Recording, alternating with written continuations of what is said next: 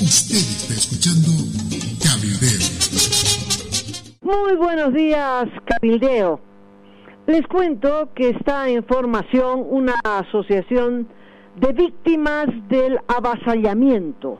Resulta que en la ciudad de La Paz y posiblemente en todo el país, cuando sobre un terreno no se construye de manera inmediata, surgen avasalladores, ocupan el terreno y a través de una organización criminal vinculada a personeros del gobierno se adueñan de ese terreno. Hay múltiples casos en la ciudad de La Paz y por eso las víctimas que no encuentran justicia se están agrupando, como las víctimas de un fiscal, Humberto Quispe, se agruparon para poderlo procesar. Y ahora don Rafael Quispe, diputado suplente, también ha abierto una mesita frente a la Fiscalía para recibir denuncias contra el fiscal del Distrito de La Paz, Edwin Blanco. Bueno, esta organización criminal tiene un modus operandi que se va repitiendo con flexibilidad, un caso tras otro caso. ¿En qué consiste rápidamente? Alguna persona o empresa puede alquilar el terreno con el objetivo de inhibir al dueño de poder entrar al terreno para defenderse de los avasalladores. Ni bien está alquilado el terreno y ya el dueño ha perdido el control sobre él mismo, pues entran los avasalladores. El inquilino no avisa nada porque es parte de la red criminal. Luego los avasalladores aparecerán como dueños del terreno, como a través de la influencia que tienen en derechos reales, usando los mismos carnets de identidad, en realidad fotocopias que los dueños de casa o de terreno dejan en la inscripción de su propiedad ante derechos reales. Esa misma fotocopia es utilizada por los avasalladores para hacer una venta ficticia. Es obvio que es el personal de derechos reales, es obvio que los jueces registradores están al tanto de esto, porque toda la información sobre el bien inmueble que es objeto del avasallamiento, de esta apropiación ilegal, todos los datos salen de derechos reales. Y cuando el dueño se da noticia de que el terreno está ocupado, está avasallado y va a derechos reales, entonces se entera que está o en proceso de transferencia o ya está a nombre de otra persona. ¡Qué sofocón! Y conseguir justicia, conseguir desalojar a los avasalladores, bueno, eso cuesta muchísimo. Resulta que en agosto del año pasado, el director nacional de Derechos Reales, don Jorge Borges, fue detenido en la cárcel de Palmasola y destituido ex facto. Una juez registradora lo denunció por extorsión. Resulta que este señor Borges, nombrado obviamente, se supone por el Consejo de la Magistratura, pero todo tiene un tinte azul. Tenía una lista negra, en realidad una lista azul, para extorsionar. Aquel juez que no le daba plata a cambio de su cargo era destituido. Y bueno, fue denunciado Pescotis y lo apresaron y lo destituyeron. Pero la salida de Borges no cambió nada en derechos reales. Las organizaciones criminales siguen operando y se hacen muy fácilmente de terrenos que valen muchísima plata. Está claro que cuando los dueños van a los estrados judiciales, allí se van a encontrar con abogados que tienen mucha influencia en el gobierno. Y no siempre los jueces que reciben esta demanda van a fallar a favor del legítimo propietario. Están siendo parte de una organización criminal para quedarse con estos terrenos, que es pues mucha plata, mucha plata. Hay asesores del gobierno, o por lo menos gente que muestra credenciales de estas asesorías y que se sabe son influyentes en el gobierno y influyentes en el Poder Judicial. En noviembre del año pasado, Héctor Arce, ya ministro de Justicia, anunció que iban a hacer un proyecto para que en cosa de un año los que estén tramitando la inscripción de un bien inmueble en derechos reales o los propietarios que ya registraron sus casas o terrenos puedan saber en línea, es decir, a través de una computadora, cómo están sus papeles, en qué fase están sus papeles, o tener la tranquilidad de que la casita suya, el departamento suyo o el terreno suyo efectivamente está a su nombre. Dijo que iba a haber un proyecto. Bueno, en enero de este año apareció el proyecto y era evidente que el gobierno quería se quería hacer cargo de derechos reales, quitándole esta atribución al Consejo de la Magistratura, que es el que maneja el registro, la anotación preventiva, etcétera, etcétera, de los bienes inmuebles. Pero Héctor Arce dijo que no era cierto, que el gobierno no pretendía arrebatarle al Consejo de la Magistratura derechos reales, pero que sí había un proyecto de coordinación con el Poder Judicial y con AGETIC. AGETIC es una agencia que la han creado para que se combata a la oposición, al ciudadano, a través de las redes sociales. Es una agencia del gobierno especializada en electrónica y tecnologías de información y comunicación. Y usted dirá, ¿qué tiene que ver AGETIC, ¿no? ¿Qué tiene que ver con las campañas y contra propaganda del gobierno en las redes sociales con derechos reales? Pues al parecer pretendían que toda la información de derechos reales pase a AGETIC, o AGETIC ayude a derechos reales para que toda su información esté sistematizada y en las redes sociales.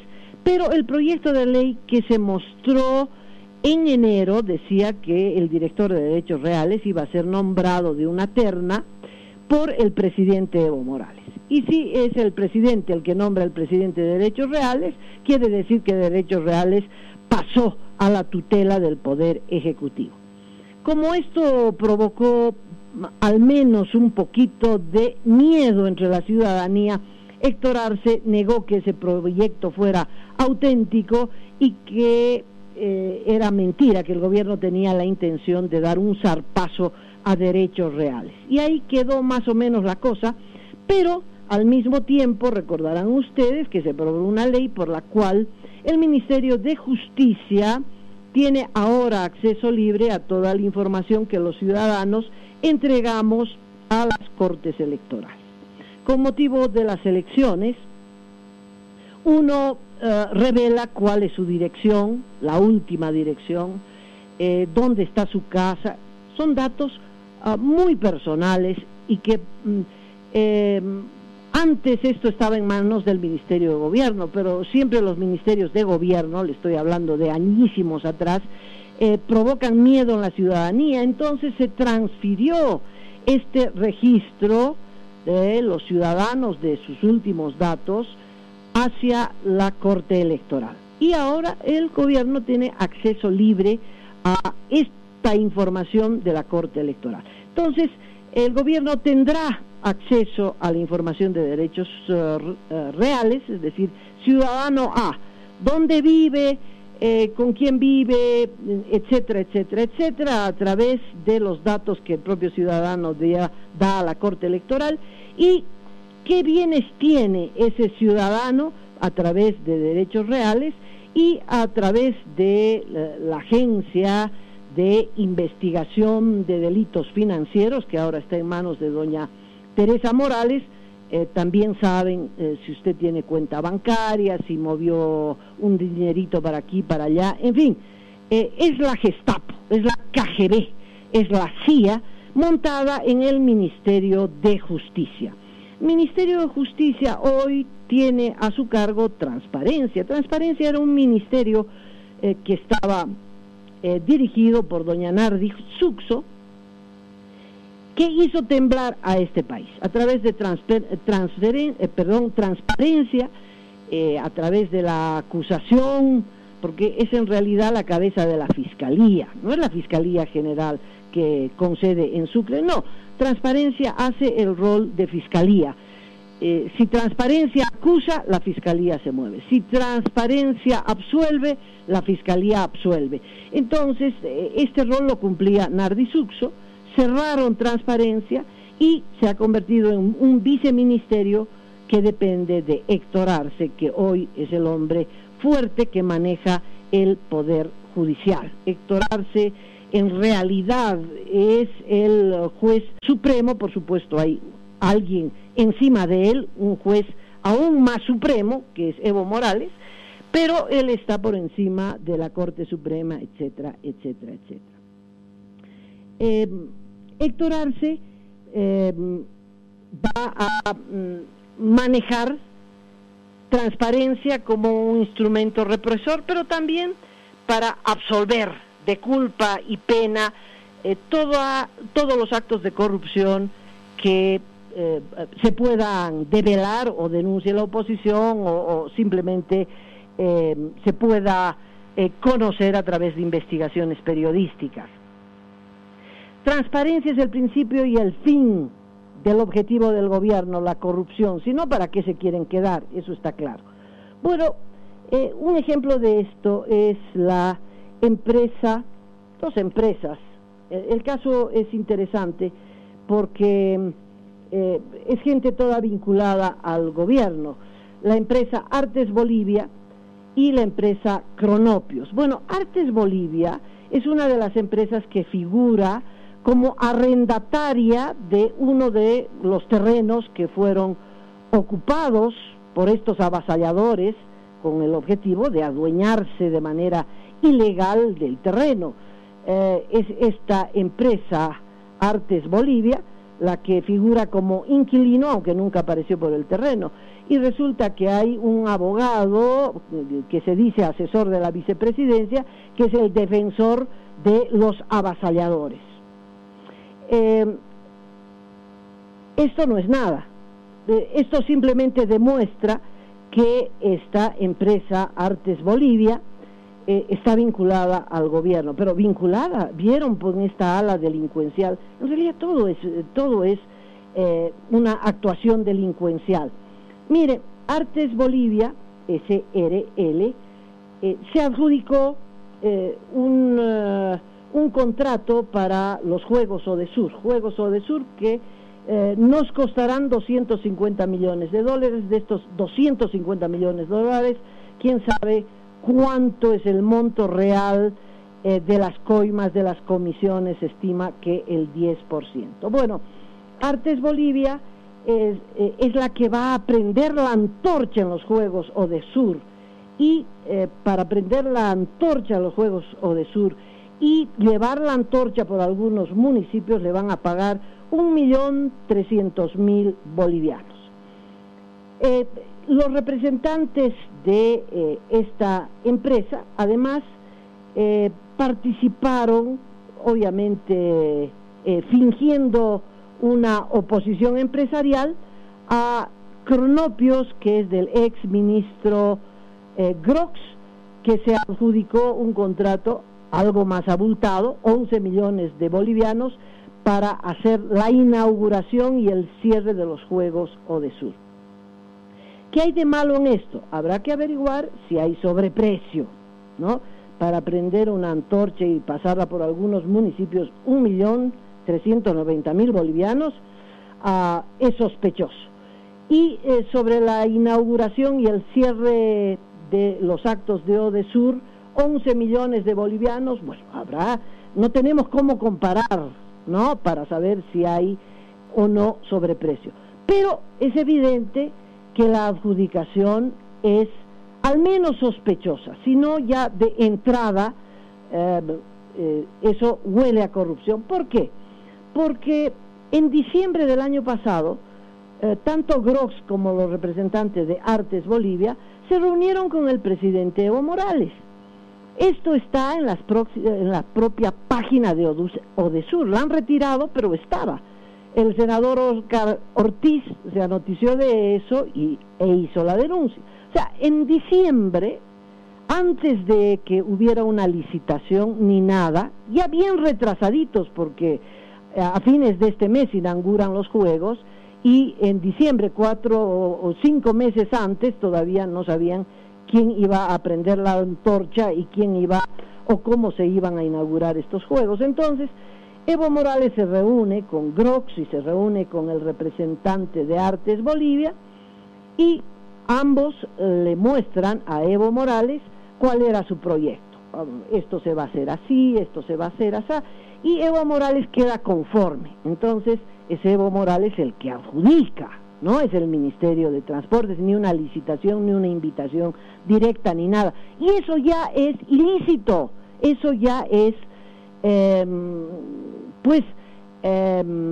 materia de procesamiento, y Evo Morales solo por esto ya debería estar preso, además de Grox y los amigos de Artes Bolivia, porque significa que todo lo demás fue irregular. Como dijo alguna vez Evo Morales, bueno, las cosas ilegales, bueno, para eso están los abogados, para que lo regularicen. Y eso es exactamente lo que pasó. Evo Morales aprueba los proyectos de Grox, que tiene la empresa Cronopios, y la empresa Artes Bolivia, recientemente fundada, es decir, no tenía ni 4 meses de funcionamiento, y ya tenía su oficina precintada.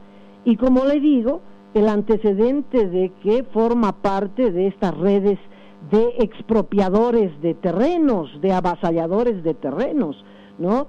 Y en enero se hace la invitación directa. Esto es muy grave. O sea, primero aprueba el gobierno, primero aprueba Evo Morales, y luego se ordena, se regulariza la voluntad de Evo Morales, y en enero se les entrega sus respectivos contratos, que rápidamente son aprobados, licitados, contratados.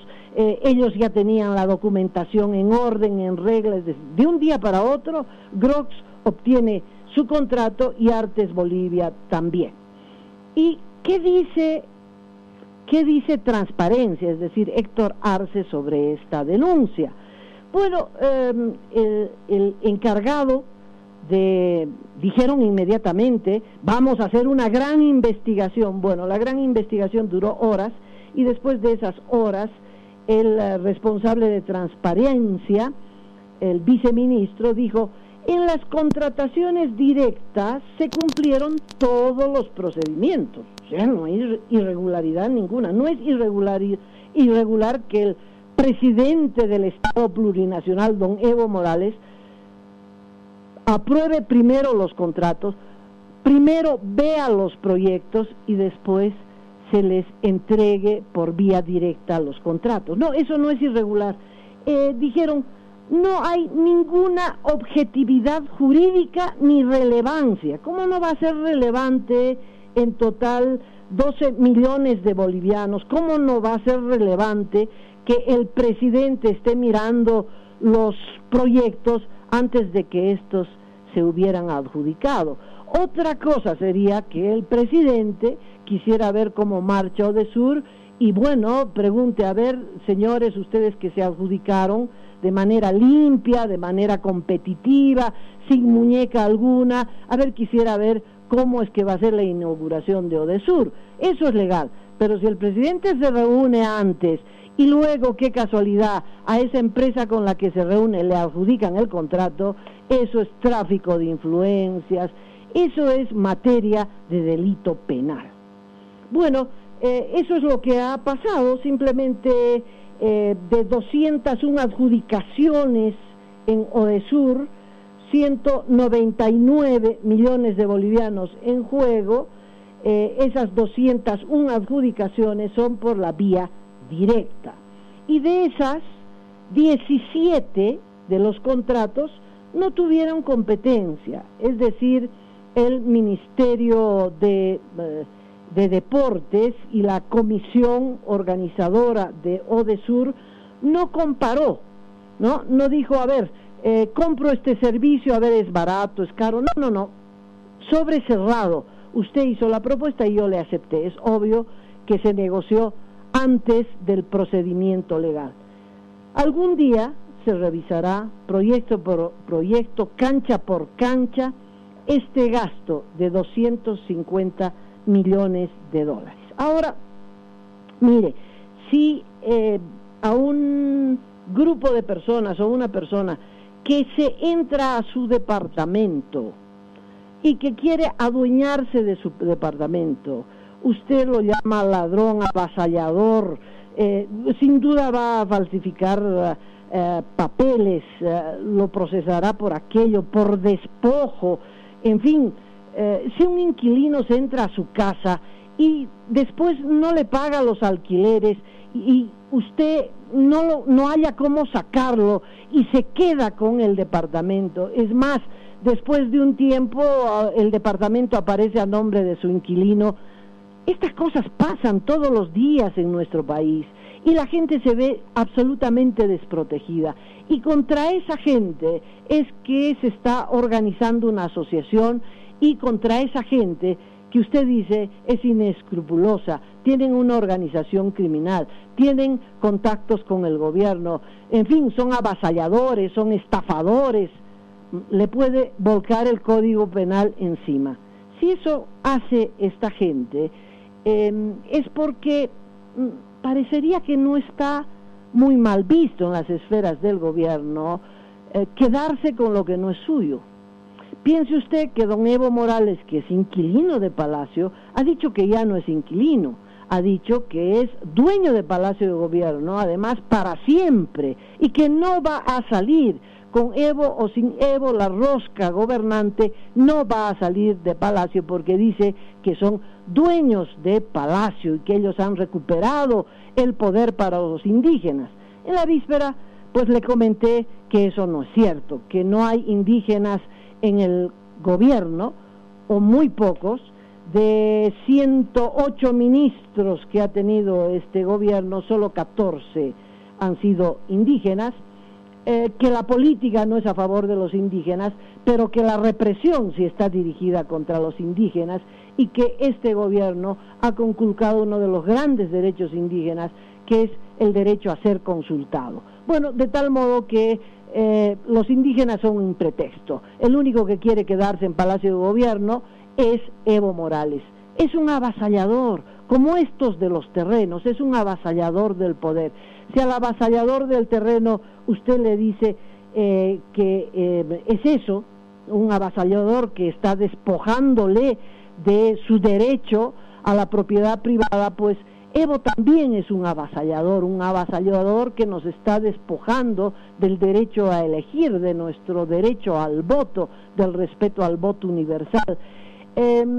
Si en términos de Código Penal usted puede decir esto es despojo, etcétera, etcétera, en términos políticos lo que está haciendo Evo Morales es un golpe de Estado. Bueno, y con otra información volveré con ustedes a las 10. Hoy día nos retrasamos unos poquitos minutos, yo le pido consideración y disculpas, y es que justo cuando íbamos a salir, la línea telefónica se cortó, se había muerto, y entonces estuvimos 5 minutitos hurgueteando los cables para poder llegar hasta ustedes. Hasta mañana a las 10 en punto, hora de Bolivia.